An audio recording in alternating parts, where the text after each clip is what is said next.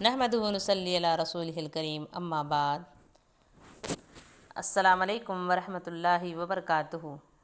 عزیز بہنوں، آج کا عنوان ہے بچوں میں بگاڑ اور اصلاح کیسے ممکن ہے۔ یہ حصہ دوم ہے، پہلا حصہ گزر چکا ہے۔ محبت و شفقت سے محرومی بھی بچوں کو بگاڑ دیتی ہے، لہٰذا ضروری ہے کہ بچوں کے ساتھ نہایت پیار، محبت، نرمی سے پیش آئیں، ان کے آرام و آسائش کا خیال رکھیں، کیونکہ بچے نہایت نازک جذبات و احساسات رکھتے ہیں اور پیار و محبت کے بھوکے ہوتے ہیں۔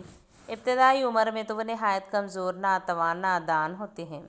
صرف والدین اور قریبی رشتہ دار محبت، نگہداشت، حسن سلوک کے سہارے ہی وہ پروان چڑھتے ہیں۔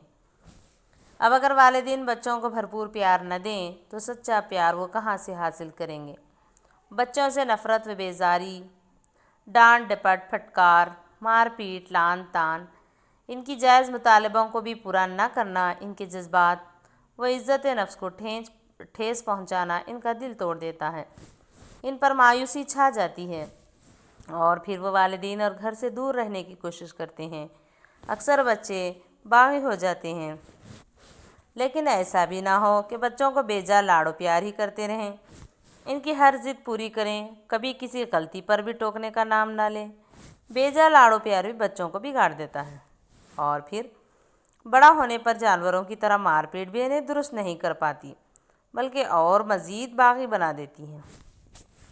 والدین، خصوصاً والد کو اس بات کا بھی بہت زیادہ خیال رکھنا چاہیے کہ بچوں کی پرورش حرام کمائی سے نہ ہونے پائے، حتیٰ کہ زمانہ حمل ہو یا زمانہ رضاعت، ان ادوار میں خود ماں کو چاہیے کہ حرام کمائی سے سختی سے اجتناب کریں اور بعد میں بھی یہی کوشش کی جائے کہ بچوں کے منہ میں ایک لقمہ بھی حرام کا نہ جانے پائے، ورنہ بچوں میں بد اخلاقی، بری عادتیں پیدا ہو جائیں گی۔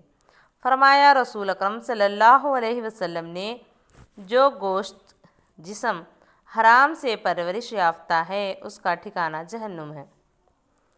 ظاہر ہے جہنم میں جانے والا جسم کیسے نیک اور صالح بن سکتا ہے، لیکن والد کا فرض ہے کہ وہ اپنے اہل ویال کی کفالت خوش دلی سے کرے اور حلال رزق سے کرے۔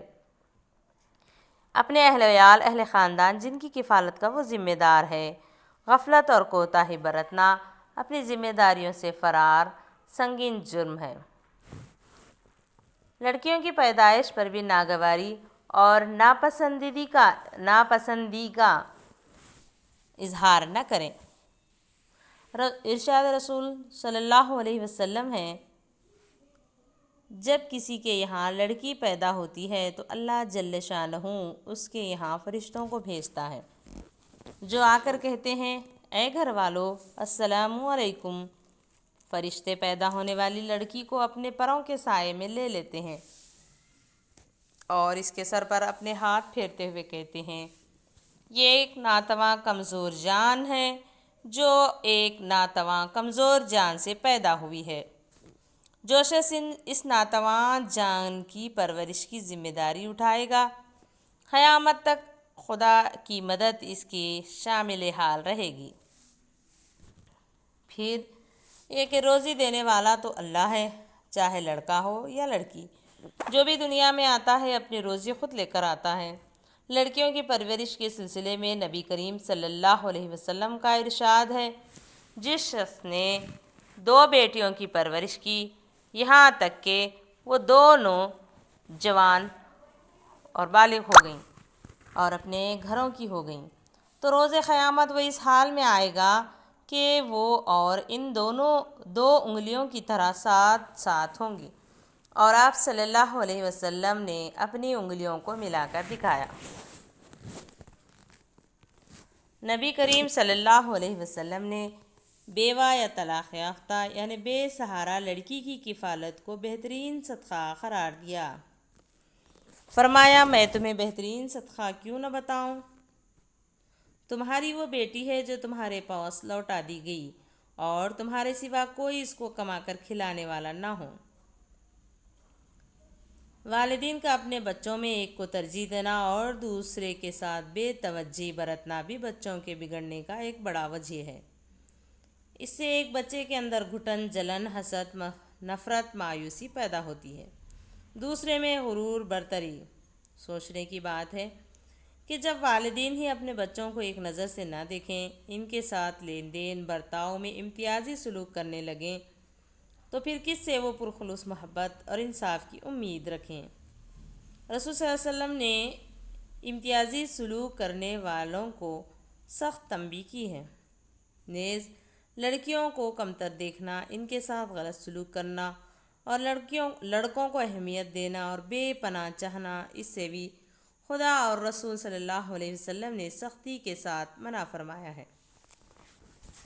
یہ بھی یاد رکھیں کہ بچوں کے سامنے اس طرح کی طنز آمیز باتیں وہ کسی کام کے نہیں، ناکارہ، وہ نالائق ہیں، ان کے ذہن اور دل پر منفی اثر ڈالتی ہیں، نگیٹیوٹی پیدا ہوتی ہے، وہ اپنے آپ کو سچ میں ناکارہ اور ذلیل سمجھنے لگتے ہیں۔ ان کے ذہنوں میں یہ بات بیٹھ جاتی ہے کہ وہ اس لائق ہی نہیں کہ کوئی کام کر سکیں یا کچھ سیکھیں یا اپنے اندر اعلیٰ اوصاف پیدا کر سکیں، پھر وہ عمر بھر کچھ کر نہیں پاتے، عزم و حوصلہ ان کے اندر پیدا ہی نہیں ہوتا۔ اگر ان طنز آمیز باتوں کا فوری روکا نہ جائے، والدین اس طرح کی ڈانٹ پھٹکار یا طنز آمیز باتیں بچوں کی اصلاح کی غرض سے کرتے ہیں، لیکن اس طرح کی باتیں انہیں سدھارنے کے بجائے مزید بگاڑ دیتی ہیں۔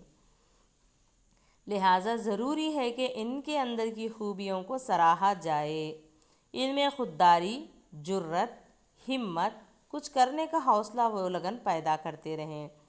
غلط حرکات پر تنبیہ یعنی ڈانٹ پھٹکار کر سکتے ہیں، ایک الگ چیز ہے، لیکن اس طرح کی طنز آمیز اور حوصلہ شکن باتیں بچوں پر غلط اثر ڈالتی ہیں، لہٰذا اس سے سختی سے پرہیز کریں۔ تنبیہ بھی کرنا ہے تو تنہائی میں کریں، محبت سے کریں۔ احساس کمتری بھی خواہ جسمانی ہو یا ذہنی، کسی اور کمزوری یا برائی کی وجہ سے ہو، نقصان دہ ہوتی ہیں۔ یہ اس وقت زیادہ مضر ثابت ہوتی ہے جب اپنوں کے ساتھ دوسرے لوگ بھی ان کا مذاق اڑاتے ہیں، یعنی انہیں حقیر و کمتر سمجھتے ہیں، رشتہ داروں کے سامنے ان کی برائی کرتے ہیں۔ والدین اس سلسلے میں ان کے والدین اور بڑے بھائیوں بہنوں کو چاہیے کہ ان بچوں کو ان کی دوسری خوبیوں کی طرف بھی توجہ دلائیں اور بتائیں کہ اللہ نے تمہیں اس کی ایک کمی کے ساتھ کئی دوسری خوبیاں بھی دے رکھی ہیں، تاکہ وہ احساس کمتری میں مبتلا ہی نہ ہونے پائیں۔ اگر یہ احساس کمتری بری عادتوں کی وجہ سے ہو تو بھی والدین کو چاہیے بچوں کے ساتھیوں، دوسرے لوگوں کے سامنے اپنے بچوں کی برائیاں نہ گنائیں، نہ ان کی کمزوریوں اور خامیوں کا تذکرہ کریں، نہ کسی کے سامنے انہیں ڈانٹیں، جھڑکیں یا شرمندہ کریں، بلکہ دوسروں کو اپنے بچوں کی خوبیاں بتائیں۔ ہاں، تنہائی میں انہیں ضرور سمجھائیں، ضرورت پڑنے پر تنبیہ بھی کریں۔ اگر بہت زیادہ ضرورت ہو، ہلکی مار سے بھی کام لیا جا سکتا ہے کبھی کبھی۔ اللہ تعالیٰ سے دعا ہے کہ ہم ہمارے بچوں کی صحیح تربیت کرنے والے بنیں، تمام عالم اسلام کے مسلمان بچوں کی دینی و دنیاوی بہترین اخلاقی تربیت عطا کرے، آمین یا رب العالمین۔